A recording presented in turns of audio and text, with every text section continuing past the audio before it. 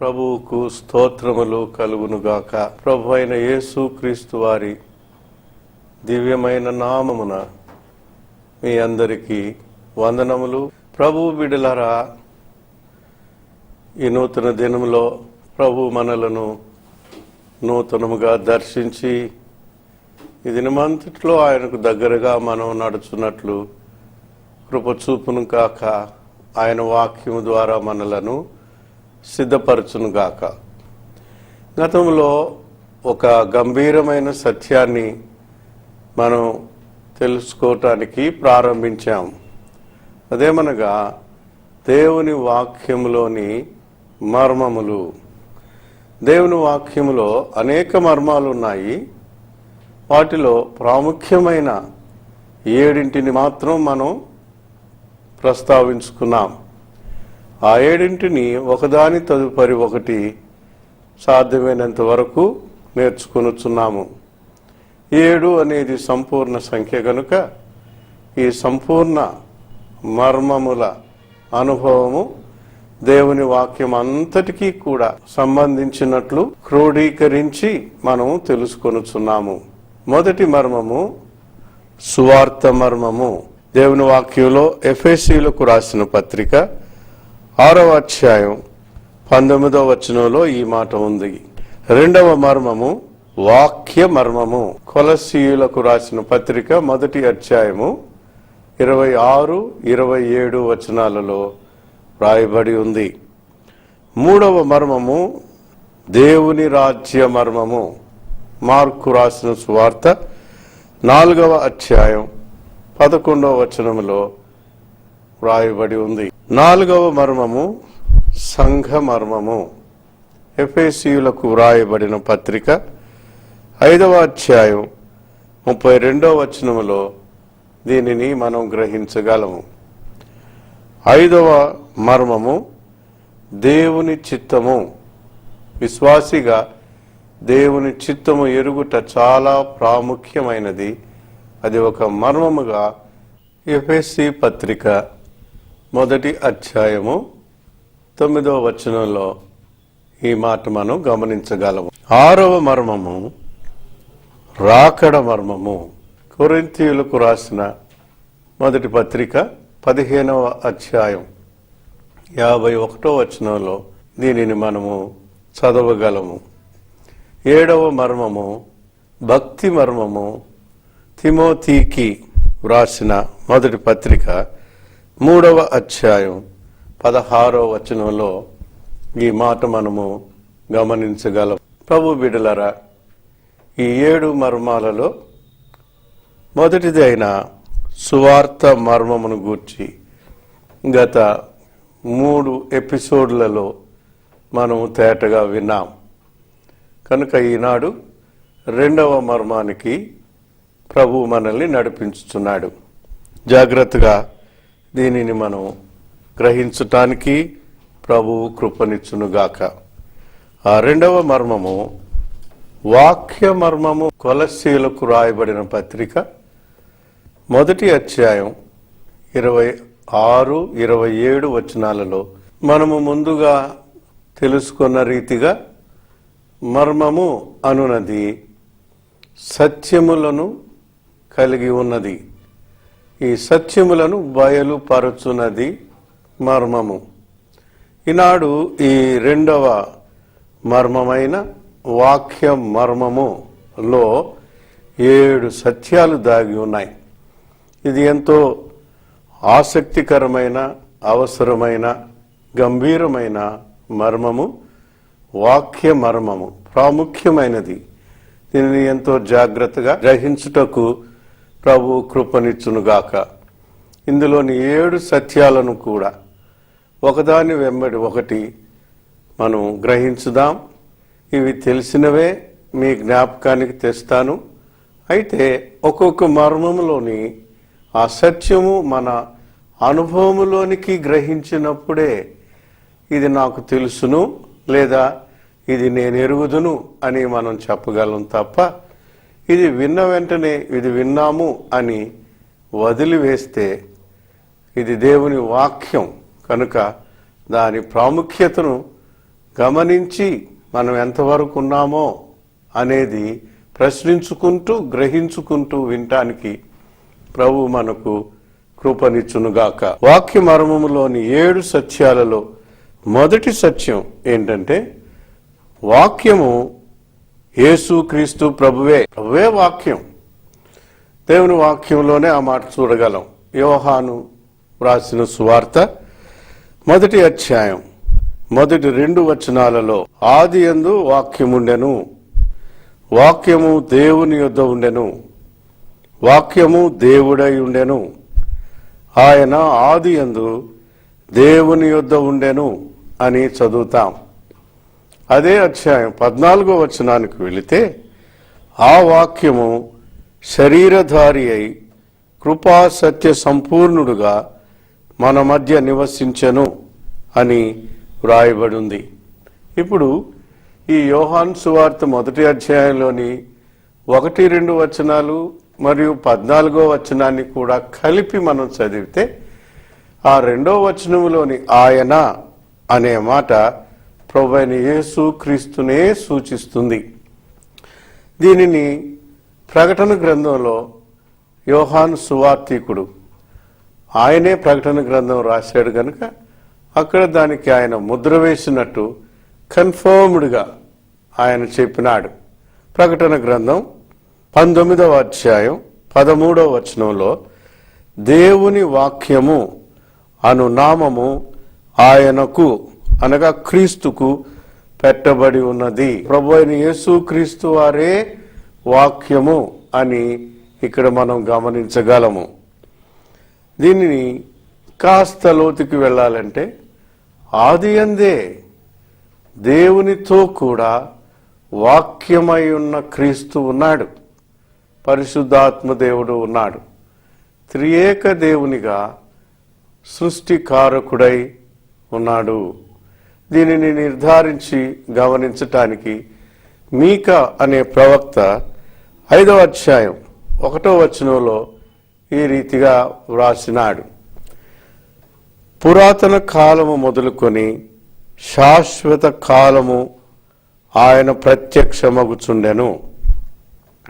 అనగా పురాతన కాలం ఆది అనాది నుండి కూడా ప్రభువైన యేసుక్రీస్తు వారు ఉన్నారు అనేది మనం గమనించాలి. ఆయనే ప్రత్యక్షతయై యేసుక్రీస్తు అనే రూపాన మన మధ్యలోనికి వచ్చారు. యేసుక్రీస్తు అను వాక్యము ద్వారా దేవుడు దేవుని ప్రణాళిక, మానవులపై దేవునికి కలిగిన ఉద్దేశాలను అన్నిటినీ కూడా తేటపరిచినాడు. దేవుని చిత్తమును నెరవేర్చుటకు, సృష్టిపై ఉన్న దేవుని ఉద్దేశ్యములను నెరవేర్చుటకు, దేవుని అపారమైన మహాప్రేమను వ్యక్తపరచుటకు వాక్యమై ఉన్న దేవుడు యేసుక్రీస్తు రూపముగా మన మధ్యలోనికి వచ్చారు. ఇందును బట్టి దేవునికి స్తోత్రములు. దేవుడు వాక్యం, ఆ వాక్యము శరీరధారి అయిన ప్రభువైన యేసుక్రీస్తు వారు కనుక దేవుని బిడలముగా వాక్య పఠనలో దేవుని వాక్యమును యేసుక్రీస్తుగా పరిగణించి అందులోని సత్యాలు యేసు ప్రభువనే పరిగణించి విలువనిచ్చి ఎంచి ఆయనతో నడవటానికే దినదినము మనం వాక్యముతో ప్రారంభిస్తున్నాం. ఇది మొదటి సత్యం. 2వ సత్యానికి వెళదాం. దేవుని వాక్యము మనలను పరిశుద్ధపరచే ఉదకము అని వ్రాయబడింది. ఎఫెసీ పత్రిక 5వ అధ్యాయం 26వ వచనంలో ఈ రీతిగా వ్రాయబడి ఉంది. వాక్యముతో ఉదక స్నానము చేత దానిని అనగా సంఘమును పవిత్రపరచి పరిశుద్ధపరచుటకై దాని కొరకు అనగా సంఘము కొరకు తన్ను తాను అనగా ప్రభువైన యేసుక్రీస్తు వారు అప్పగించుకొనెను. ఇక్కడ పరిశుద్ధపరచుటకై అనే మాట వ్రాయబడి ఉంది. దేనిని? సంఘమును. సంఘమనగా ఎవరు? యేసుక్రీస్తు ప్రభు యొక్క రక్తమును ఆశ్రయించి యేసు ప్రభు రక్తంలో కడగబడి యేసు ప్రభు బిడ్డలుగా అంగీకరించబడి లోకము నుండి, చీకటి నుండి, పాపము నుండి వేరుపరచబడిన వారే సంఘము. అట్టి సంఘమును ప్రభు అయిన యేసు క్రీస్తు వారు పరిశుద్ధపరచుటకై దాని కొరకు తను తాను అప్పగించుకొనెను అని వ్రాయబడి ఉంది. ఇక్కడ పరిశుద్ధపరచుట అనగా అసలు అర్థం ఏంటంటే ప్రత్యేకపరచుట అని. సంఘము పరిశుద్ధపరచబడినదే. సంఘము అనగా క్రీస్తు యొక్క వధువు పరిశుద్ధపరచబడితేనే వధువు అవుతుంది కదా. అయితే అనుదినం అనుభవంగా మనపై సాతాను కలిగించే దుమ్ము, ధూళి, మాలిన్యం ఏదైనా మన దైనందిన జీవితంలో, ఈ లోకయాత్రలో, ఈ శారీరకంగా మన పరిస్థితులను బట్టి కుటుంబ వ్యవస్థలో, ఉద్యోగ వ్యవస్థలో, వ్యాపార వ్యవస్థలో వెళుతున్నప్పుడు మనపై పడే ప్రతి ధూళిని, మలినాన్ని కూడా దినదినము కడుక్కోవటానికి దేవుని వాక్యము మనకు ఉదకమై అనగా నీరై మనకు ఉన్నది అనేది మనం గమనించాలి. దీనిని ఇంకాస్త మనం గ్రహించాలంటే యోహాను సువార్త 15వ అధ్యాయం 3వ వచనంలో ఈ మాటలు రాయబడి ఉన్నాయి. నా మాటను బట్టి మీరిప్పుడు పవిత్రులై ఉన్నారు అని ప్రభువే స్వయాన్ని చెప్పినాడు. ఆయన మాటను బట్టి మనం పవిత్రులై ఉన్నాం. మంచిది. అదే ప్రభువు తన ప్రార్థనలో యోహాను సువార్త 17వ అధ్యాయం ఆయన చేసిన ప్రార్థన కదా. ఆ యోహాను సువార్త 17వ అధ్యాయంలో 17వ వచనాన్ని మనం చూస్తే, సత్యమందు వారిని ప్రతిష్ఠ చేయుము, నీ వాక్యమే సత్యము అని ప్రార్థించాడు. అనగా ఆయన సత్యమందు మనలను ప్రతిష్ఠించటం ఆయన చేసే ప్రార్థన. మనం ప్రభు రక్తంలో కడగబడి రక్షించబడ్డాం. ఆయన పరిశుద్ధతలో మనం ఉన్నాం.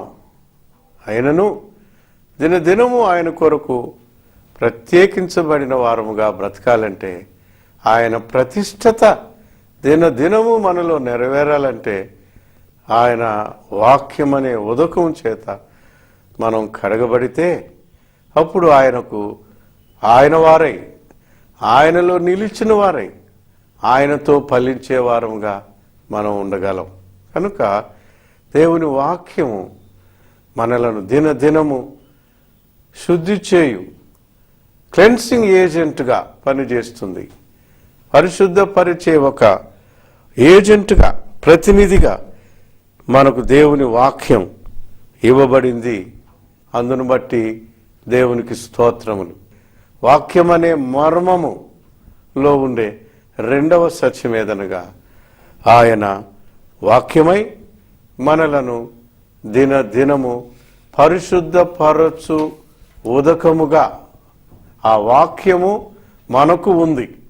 కాబట్టి పరిశుద్ధపరిచే ఉదకము అనే సత్యము వాక్య మర్మములో దాగి ఉంది.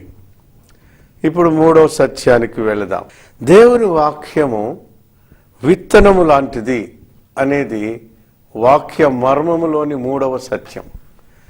దేవుని వాక్యము విత్తనానికి పోల్చబడింది.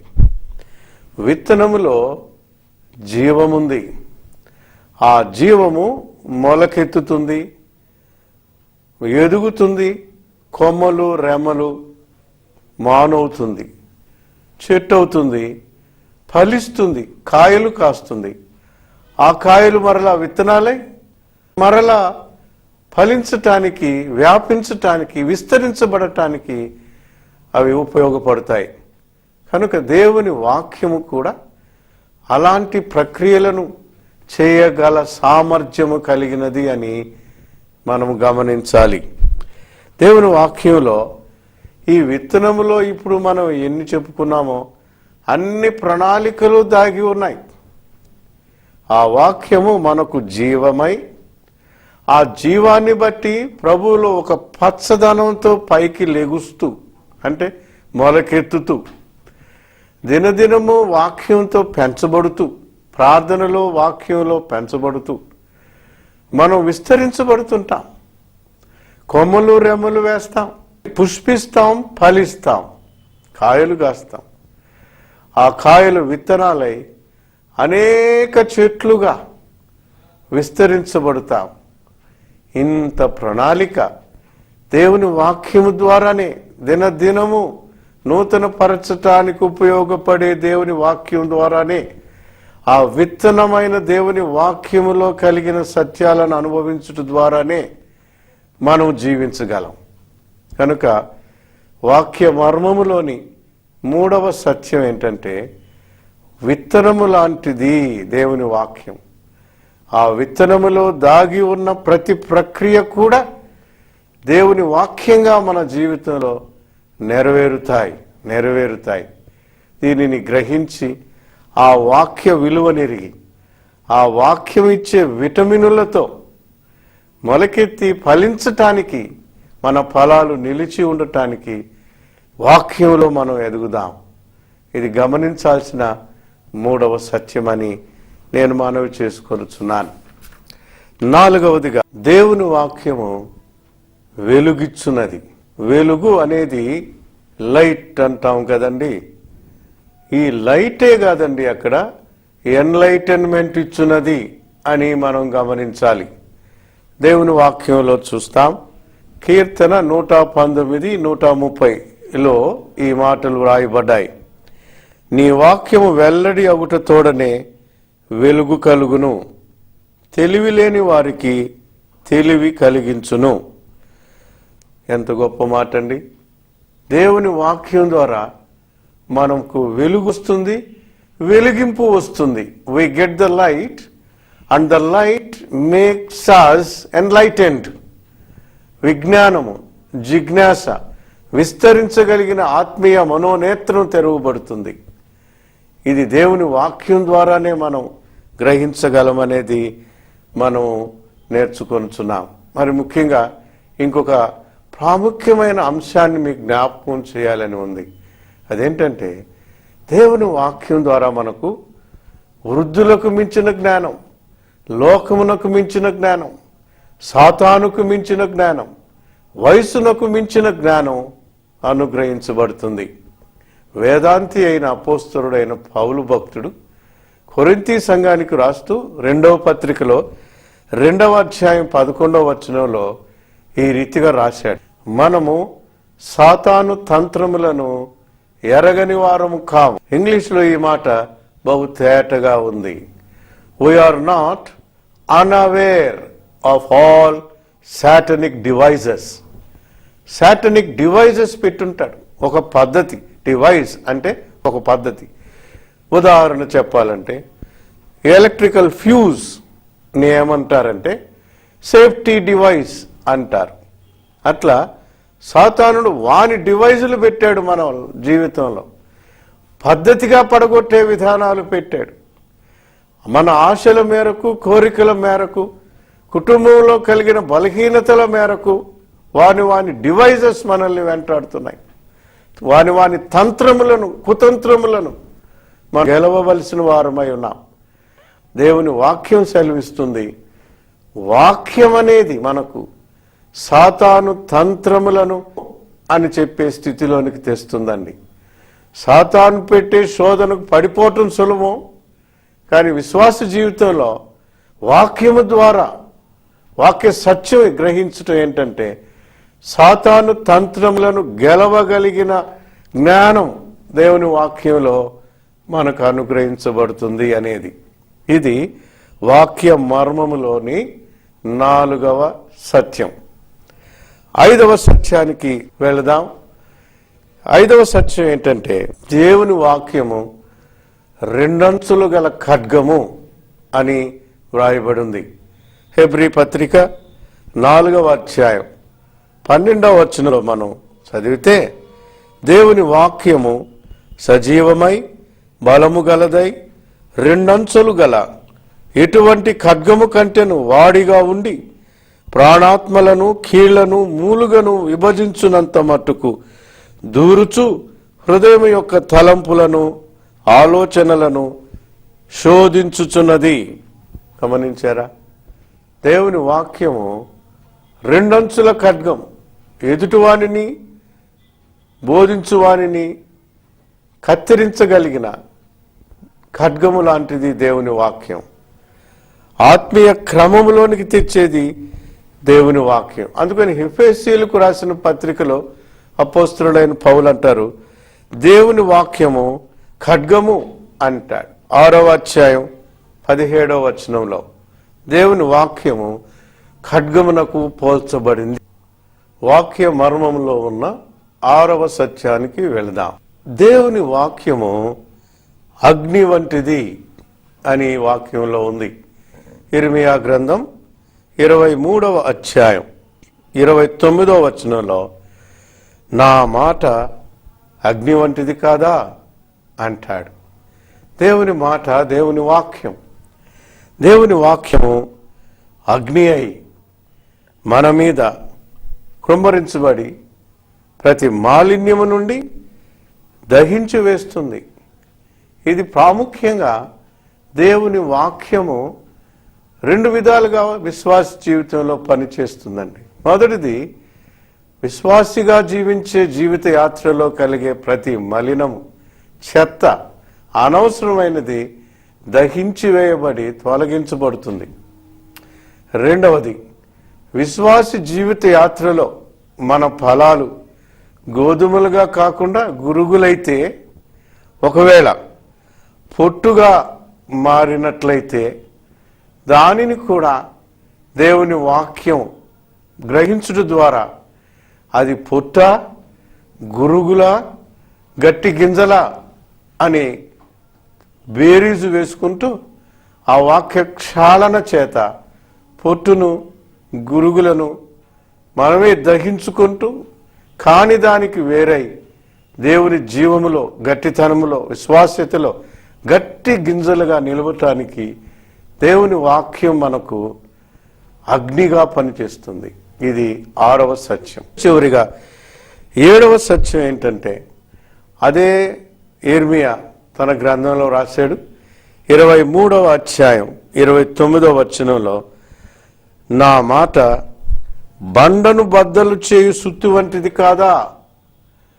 దేవుని వాక్యము బండను బద్దలు చేయగలిగిన సుత్తి వంటిది. ఎంత గొప్ప మాట అండి! ఇది ఎంత గొప్ప సత్యం! ఈ దినాలలో హృదయాలు అనేక సందర్భాలలో వాక్య ప్రకటనప్పుడు చూస్తాం, సువార్త ప్రకటనప్పుడు చూస్తాం, హృదయాలు కఠినమై, చిట్లమై, గట్టిబారిపోయిన జీవితాలు ఉన్నాయి. వాటిని మన శరీర శక్తి చేత ఏమాత్రం మెత్తన చేయలేం, మన వల్ల కాదు. మనకంటే మించిన వారు అనేకులు ఈ లోకంలో ఉన్నారు.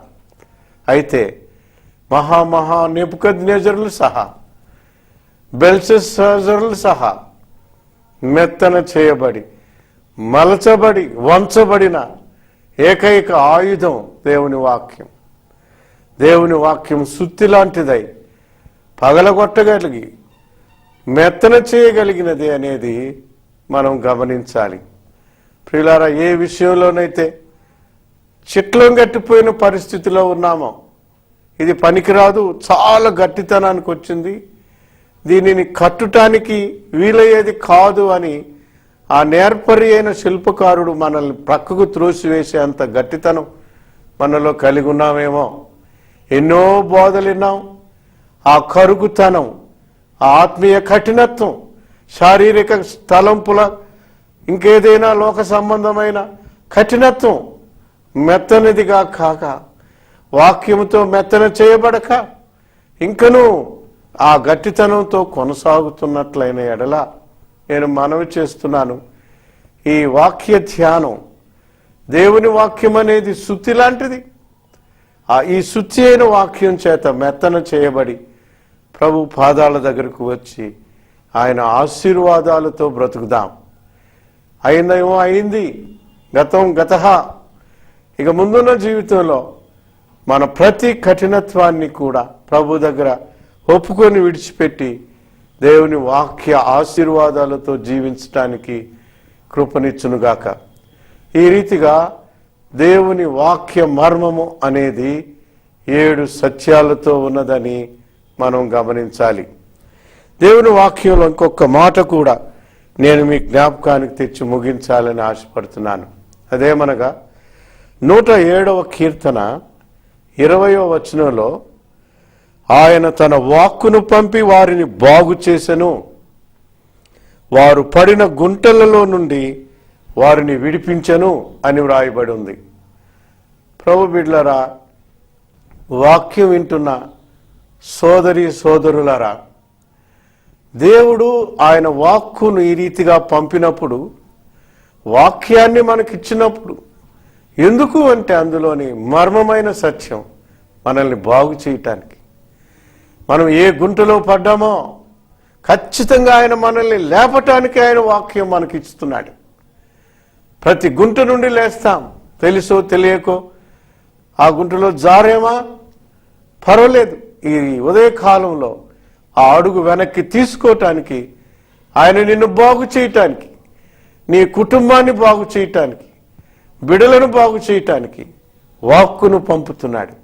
ఈ జీవమైన వాక్కు మన కుటుంబాలలో ఏ ఏ పరిస్థితులలో ఏ ఏ గుంటలలో పడి లేవలేకున్నామో వాటన్నిటి నుండి దేవుడు మనలను పైకెత్తి, ఆర్థిక ఇబ్బందుల నుంచి పైకి లేవనెత్తి, అనారోగ్య పరిస్థితుల నుండి ఆయన మనలను పైకి లేవనెత్తి, బండ అయిన ఆయనపై మనం ఆనుకొని మనం నిలవగలిగి నడిచిపోవటానికి ఆయన తన వాక్కును పంపుతున్నాడు. ఇంత తేటగా దేవుని వాక్య మర్మము 7 సత్యాలతో బయలుపరచబడినప్పుడు కాదు అని కాలరాస్తే మరో మాట కూడా దేవుని వాక్యంలో ఉంది. ఎన్నిసార్లు గద్దించిన లోబడని ఆ బెల్షస్సర్ అనే రాజుకు వాక్కు బయలుపడింది. ఆయన అవిధేయతను బట్టి. బబులోనులో బెల్షస్సర్ అనే రాజు ఉండేవారని మనకు తెలుసు.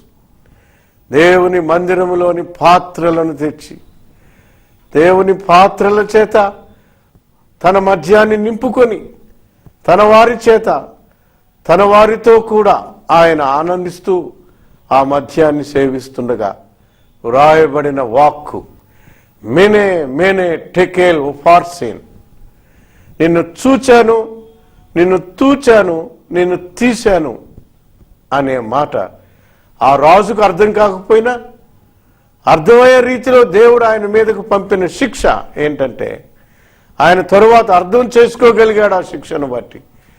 ఏంటంటే ఆ రాజు చంపివేయబడి తొలగించబడి ఆయన స్థానంలో మరొక రాజును దేవుడు నిర్ణయించి నియమించినాడు. ఈ మాట ఎందుకు చెప్తున్నానంటే, ఎన్నోసార్లు ఆయన వాక్కును పంపి మనలను బాగు చేయటానికి ఆయన దీర్ఘశాంతం వహించి ఆయన దాసుల ద్వారా వాక్యం ద్వారా దర్శించినప్పుడు, కాదంటే ఒకవేళ మనకు ఈ వాక్కులన్నీ కాలు రాస్తావా, అయితే ఇదిగో ఈ వాక్కు అని మెనే మెనే టెకేల్ ఉపార్సిన్ అనేది కనుపరుస్తాడేమో. దానికి పోకుండా విధేయులమై దేవుని సన్నిధికి చేరిన వారమై దీనులమై మన తప్పిదములను ఒప్పుకొని వాక్యమై ఉన్న ఈ 7 సత్యాలను, మర్మముతో కూడిన 7 సత్యాలను అనుభవముతో జీవించి ప్రభు దగ్గరకు చేరుదాం. దేవుడు ఈ మాటలను దీవించునుగాక. ప్రార్థన చేసి నేను ముగిస్తానండి. మహాఘనమైన పరలోక తండ్రి, ఈ ఉదయ కాలంలో 2వ మర్మము, వాక్య మర్మము లోని 7 సత్యములు తలపోసుకోవటానికి కృప ఇచ్చినందుకై స్తోత్రములు. 7 అనే ఈ సంపూర్ణతలోకి రావటానికి మర్మముగా ఉన్న వాక్యములో దాగి ఉన్న ఈ 7 సత్యాలు గ్రహించిన వారమై, లోబడిన వారమై, నీ సన్నిధిని నిలువగలిగిన వారమై ఉండునట్లు ఈ మాటలు మా జీవితాలలో అన్వర్తింపజేసుకొని బాగుపడునట్లు, మా గుంటలన్నిటిలో నుండి మేము మా కుటుంబాలు లేపబడునట్లు కృపచూపుమని, బలపరుచుమని, దీవించి ఆశీర్వదించుమని ప్రభువైన యేసు నామమున ప్రార్థిస్తున్నాను తండ్రి, ఆమేన్.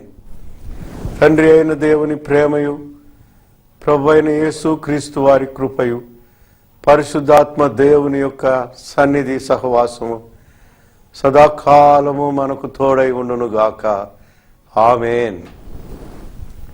God bless you.